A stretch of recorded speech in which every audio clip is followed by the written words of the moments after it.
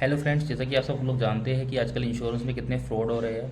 आप health policy ले लेते हो किसी भी इंश्योरेंस कंपनी से, उसके बाद जब आप क्लेम लेने जाते हो तब वो कुछ भी फॉल्स रीज़न दे के आपके क्लेम को रिजेक्ट कर देती है। तो ऐसे केस में आपके पास दो ऑप्शन है, या तो आप उस टाइम तो आपको पेमेंट करनी ही पड़ेगी, उसके बाद आप हमारे पास अपना केस लेके आ सकते हैं। हम आपके डॉक्यूमेंट्स चेक करेंगे, हम आपका रिजेक्शन लेटर चेक करेंगे जो इंश्योरेंस कंपनी दी है, और अगर हमें लगेगा कि आपका केस आगे प्रेजेंट करने के लिए है तो फिर हम उसको आगे गवर्नमेंट डिपार्टमेंट जैसे कि आईआरडीए है, ओम्बड्समैन है, इन सब डिपार्टमेंट्स में हम आपके केस को लेके जाएंगे और आपको इसमें आपके क्लेम दिलवाने में पूरी हेल्प करेंगे। ऐसे बहुत सारे केसेस होते हैं जिसमें वो सिर्फ एक लेके प्री एग्जिस्टिंग डिजीज़ है जैसे, या कोई डिस्क्रिपेंसी इन डॉक्यूमेंट्स लिख दिया, उन्होंने कुछ रीज़न नहीं दिया सही से और उनकी गलती है जिसमें की।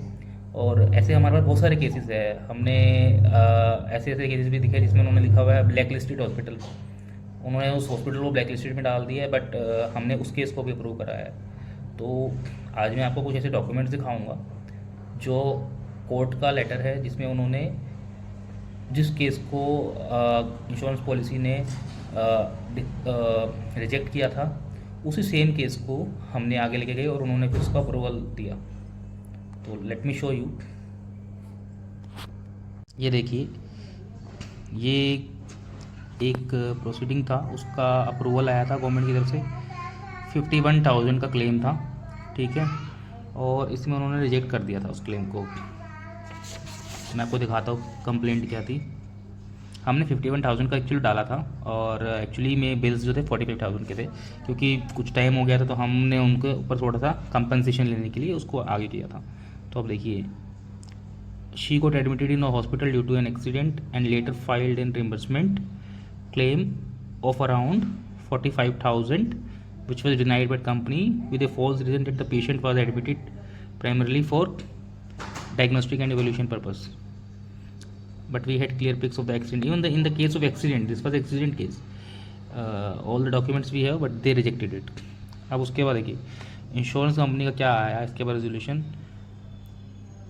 Without dealing with the merits of the fact of the case, Niva Bupa Health Insurance Company wishes to propose settlement of the following terms. The total payable amount is 42,415 rupees. तो इसमें पूरा क्लेम दिलवाया है हमने, और let me show you, ऐसे बहुत सारे हैं केसेस, मैं आपको एक दो दिखा रहा हूँ। अभी देखिए, ये वाला केस था हमारा जिसमें कि 1,50,000 का हमने डाला था। कुछ बिल्स 1,20,000 के थे, लेकिन पुराना केस था, जैसे 7-8 महीने हो गए, तो हमने उनका थोड़ा एक्स्ट्रा कंपनसेशन के लिए डाला। तो कंपनसेशन मिलना हर बार नहीं, मतलब मुश्किल ही होता है, बट कई बार मिल भी जाता है, तो इसलिए हम डालते हैं एक्स्ट्रा थोड़ा सा। तो अब आप देखिए, इसमें उन्होंने लिखा था discrepancy and lapse is noted, और हमने डाला था 1,50,000 का, और 1,30,000 का रिलीफ मांगा था उनसे सेटलमेंट के लिए। अब उसके बाद इन्होंने इसको पूरा क्लेम दिया है। 1,10,000 का कुछ चार्जेस काटे हैं इन्होंने। 1,20,000 के बिल्स थे हमारे, ठीक है, इसमें कुछ चार्जेस काट के इन्होंने 1,10,000 रुपये कस्टमर को दे दिया है। अब देखिए इन्होंने क्या किया है, आप देख सकते हैं। The complaint stated that he is insured under group active policy, he got admitted to Aadhaar hospital Panipat for the period of 22 March to 28 March. Okay. He further stated that the insurance company rejected her claim in spite of submission of claim documents.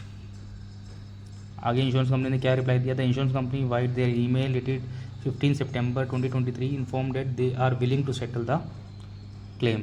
मतलब 22 मार्च का claim हमने सितंबर में जब case किया उसके बाद आया है। ये पूरा डॉक्यूमेंट है, आप देख सकते हो। ऊपर कंप्लेंट रेफरेंस नंबर भी है, कोर्ट का एड्रेस रेफरेंस नंबर है, ठीक है। तो अगर आपको भी ऐसी कुछ इशू आ रहा है तो आप हमें कांटेक्ट कर सकते हो। हमारा कांटेक्ट नंबर है 8447091999। I repeat 8447091999। And one more contact number is 9034798081। And आप हमारी वेबसाइट पे भी विजिट कर सकते हो theinsuranceproblem.com। मैं यूट्यूब की वीडियो में इसका लिंक भी डाल दूंगा और डिटेल्स भी डाल दूंगा। और आपके लिए, आपको अप्रोच करने के लिए आपको शुरू में कुछ पैसे नहीं देने, पहले हम आपका केस देखेंगे।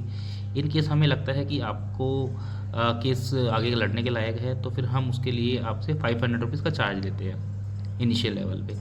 और जब आपका केस हम जीत जाते हैं, जब आपके अकाउंट में पैसे आ जाते हैं, तब आपसे हम 10% ऑफ द क्लेम अमाउंट हम चार्ज करते हैं। ये हमारा उसमें कमीशन रहता है। जैसे मान लीजिए आपका 1 लाख का बिल है, और तो आपसे हम अप्रूव होने के बाद 10,000 रुपीज़ लेंगे।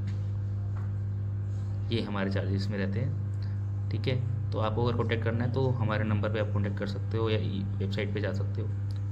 Thank you guys, have a nice day.